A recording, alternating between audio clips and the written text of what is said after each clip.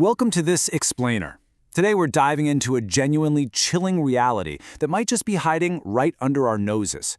Corporate psychopaths. You know, if you've ever had to deal with a deeply toxic colleague or maybe a boss who just seemed to absolutely thrive on chaos and manipulation, well, the groundbreaking science from Dr. Babiak and Dr. Hare is probably going to change how you view your entire career. Let's get into it.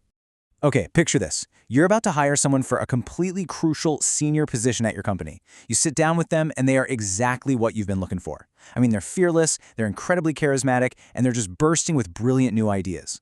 They've got all the right answers, right? So you offer them the job. But what if, instead of securing a rising star, you literally just handed the keys to your company over to a predator?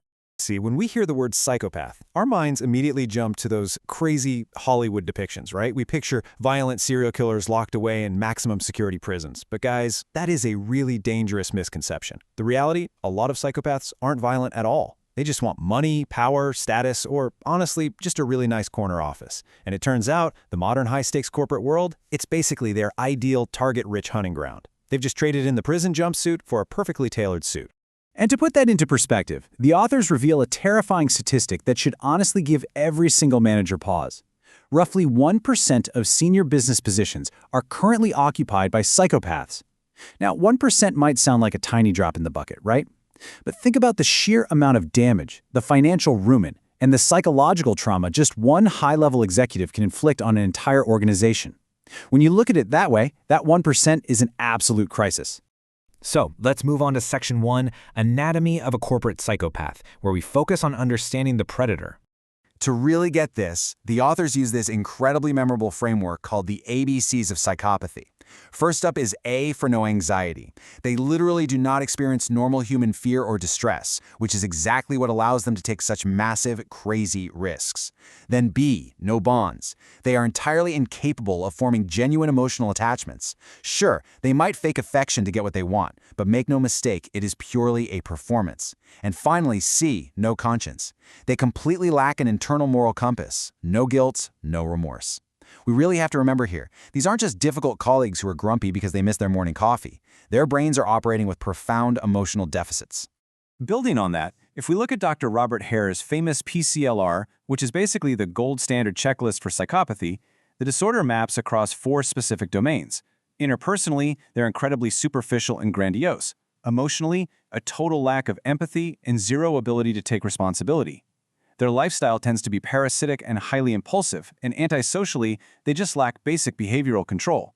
But here's the kicker. The thing that makes them so lethal in a corporate setting, their superficial charm completely masks all these deep, destructive emotional deficits. They're essentially social chameleons. And that brings us to a highly dangerous overlap between the traits we actively praise in strong leaders and the camouflage a psychopath uses to survive. Think about it. Both can appear incredibly charismatic. Both are decisive and totally willing to take high-stakes risks. The difference? It isn't in the surface behavior at all. It's in the underlying motivation. Effective leaders use those skills to build organizations and lift their people up. Psychopaths use those exact same skills to exploit organizations and destroy people, all for their own personal gain. All right, Section 2, the 5 phases of power, or as I like to call it, the Psychopaths Playbook. This methodical 5-phase model tracks their entire life cycle in a company. It always starts with entry, using that exceptional, superficial charm we talked about to totally ace the interview. Once they're inside, they shift to assessment. This is where they coldly calculate the office power dynamics, figuring out exactly who is useful and who's a threat. Next up is manipulation. Here, they actively create conflict and drama to exploit their targets, heavily using tactics like gaslighting or love bombing. Then, when their toxic behavior inevitably causes problems, they enter the confrontation phase, where they masterfully deflect all the blame onto everyone else. And finally, ascension. They seize ultimate power, neutralize any opponents, and just leave a massive trail of destruction in their wake. Moving on to Section 3, Pawns, Patrons, and Patsies. Let's look at how they cast this psychopathic drama. To control an organization during those assessment and manipulation phases, the psychopath effectively assigns their colleagues into very specific roles. First, they identify the pawns. These are usually your highly trusting, super collaborative employees who hold a lot of informal influence around the office. Because they operate with what psychologists call naive realism, basically assuming everyone else has good intentions too, they are perfectly vulnerable. Come on, we all know someone exactly like this in our office, right? The psychopath easily manipulates them to get access to inside information and hidden networks. Next, the psychopath secures their patrons. Now, these are the executives and managers who actually hold formal power. The psychopath will just shower them with flattery and attention, completely blinding them to reality. And it works, like a charm. These patrons become unwitting enablers. They fiercely shield the psychopath from any consequences or HR complaints, usually just writing off the warning signs as, jealousy from other team members. And finally, they designate the patsies. This one is tough. These are the tragic fall guys of the organization. They're usually honest, somewhat vulnerable employees who are methodically set up to take the blame when things inevitably go off the rails during the confrontation phase. And the craziest part? While the patsy is taking the hit and going down, the psychopath is busy convincing the patron that they are actually the real victim in the whole situation. It's wild. Which brings us to Section 4, How to Defend Yourself, Detection and Protection. So, when a psychopath eventually moves on, they leave this massive wake of destroyed teams and financial loss. The absolute most effective defense against this? Stopping them at the door before they even hit that entry phase. To do this, organizations can use something called the B-Scan. It's an incredible assessment tool created by the authors, specifically adapted from criminal psychology, just to screen for these corporate predators. It strips away the violent criminal elements of the standard checklist and hones right in on those destructive workplace traits, like deceit, grandiosity, and refusing to take responsibility. It actually gives HR departments a fighting chance. But on a day-to-day basis, you personally have to keep your eyes peeled for behavioral warning signs. Pay special attention to anyone who pairs excessive charm, the kind that just feels a little too perfectly tailored, with a constant habit of taking credit for your work while simultaneously blaming others for their own failures.